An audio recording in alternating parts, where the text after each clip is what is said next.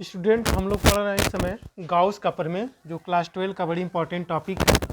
Gauss का प्रमेय क्या होता है? किसी गॉसियन पृष्ठ में जो कुल आवेश होता है उसका एप्सिलॉन नॉट गुना के बराबर होता है, जिसको गॉसियन ने बताया था कि फाई बराबर होता है क्यू बटे एप्सिलॉन नॉट। आइए इसके हम प्रूफ को समझते हैं कि फाई बराबर क्यू बटे एप्सिलॉन नॉट होता कैसे है। तो सबसे पहले हम कंसीडर कर लेंगे स्टूडेंट कि एक गॉसियन पृष्ठ है। इस गॉसियन पृष्ठ का सेंटर है O, जिस पर प्लस क्यू आवेश है, ठीक है। और इससे स्मॉल r दूरी पर हमने एक बिंदु P कंसीडर किया है और यहाँ का एक एरिया लिया है जिसको हम कहेंगे dA, जिसको हम अल्पांश क्षेत्रफल कहेंगे, ठीक है। इसी अल्पांश क्षेत्रफल पर जो बिंदु P है, यहीं पर प्लस क्यू आवेश के कारण हम सबसे पहले वैद्युत क्षेत्र की तीव्रता ज्ञात करेंगे।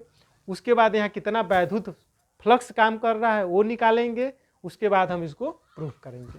तो सबसे पहले आप देखेंगे मैंने लिखा है कि अल्पांश क्षेत्रफल dA, ये देखिए अल्पांश क्षेत्रफल dA है, से गुजरने वाला एक सूक्ष्म वैद्युत फ्लक्स d फाई यहाँ में हम निकालेंगे। तो यहाँ का जो एरिया है इसको हम यहाँ dA कहेंगे और यहाँ जो वैद्युत फ्लक्स निकलेगा इसको d फाई कहेंगे।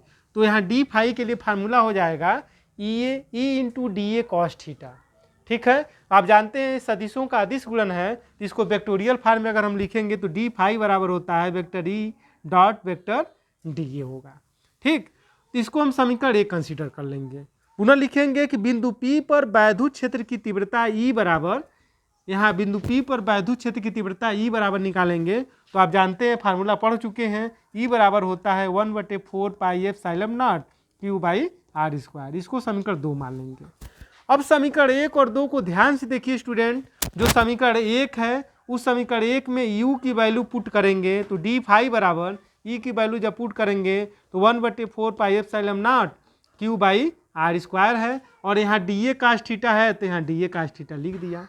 इसी का लिखने का तरीका हमने थोड़ा सा यहाँ बदल दिया है। d फाई बराबर Q का इससे मल्टीप्लिकेशन कर देंगे तो Q बटे d फाई एप्सिलॉन नॉट हो गया, और dA कॉस थीटा और नीचे बचा आर स्क्वायर, तो आर स्क्वायर यहाँ लिख दिया। इसको हम समीकरण 3 कंसीडर कर लेंगे। और हमने कल आपको सॉलिड एंगल पढ़ाया था, घन कोण बताया था।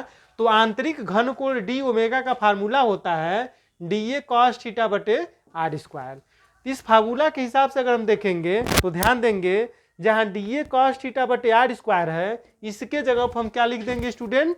डी ओमेगा लिख देंगे। तो समीकरण 3 मॉडिफाई होकर के कैसे हो जाएगा?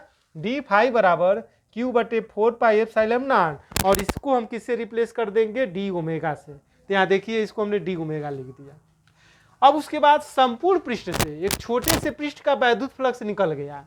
अब इसी तरह से इसमें हजारों छोटे छोटे पृष्ठ हैं, हम ये मान लेंगे। और संपूर्ण पृष्ठ का जब हम कुल वैद्युत फ्लक्स फाई मान लेंगे हो, तो फाई बराबर जब निकालेंगे तो हम यहाँ पर समाकलन करेंगे, ठीक है। तो लीनियर इंटीग्रेशन, देखिए इस तरह का जो चिन्ह बनता है इसको बोलते हैं समाकलन, ठीक है। और ऐसे करके गोला बना दिया जाएगा तो इसको कहेंगे रेखीय समाकलन, लीनियर इंटीग्रेशन।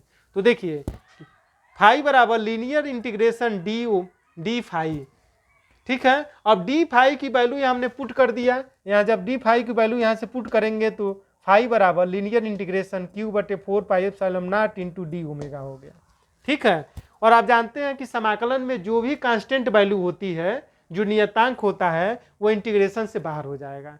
आवेश की वैल्यू फिक्स है, 4 पाई आप जानते हैं कांस्टेंट है, एप्सिलॉन नॉट भी कांस्टेंट है। तो पूरा इंटीग्रेशन से जब बाहर निकल जाएगा तो अंदर क्या बचा?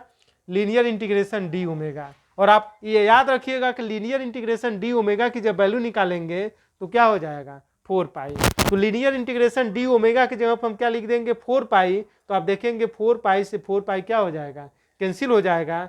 तो ऊपर क्या बचा? क्यू, नीचे क्या बचा? Epsilon not. इसका मतलब फाई बराबर क्यू बटे एप्सिलॉन नॉट। यही गॉस का प्रमेय है। देखिए हम यही टारगेट लेकर के चले थे कि फाई बराबर क्यू बटे एप्सिलॉन नॉट कैसे होता है, इसको कैसे प्रूफ करना है। तो हमने यहाँ प्रूफ करके दिखा दिया। यही गॉस का प्रमेय है। यहाँ पर एक क्वेश्चन पूछ लिया जाता है कि कोई ये गॉसियन पृष्ठ है जिस पर plus Q plus 2q minus 2q plus 3q आवेश है, इस पर कुल कितना आवेश है? इस तरह का अगर सवाल पूछा जाए तो यहाँ पर जो भी आवेश होता है उसका बीजगणितीय योगफल हम ज्ञात करते हैं। जितने प्लस हैं देखिए उनको मैंने एक साथ लिख दिया, और जितने माइनस है उसको हमने एक साथ लिख दिया और सबको जोड़ दिया। जैसे 2q और 3q है, तो जोड़ देंगे इसको तो 6q हो जाएगा, और माइनस वाला जोड़ लेंगे 2q और q, 3q, 6q में से 3q जाएगा तो 3q हो जाएगा। इस तरह से आसानी से आप गॉस का प्रमेय को सिद्ध कर सकते हैं। Thank you.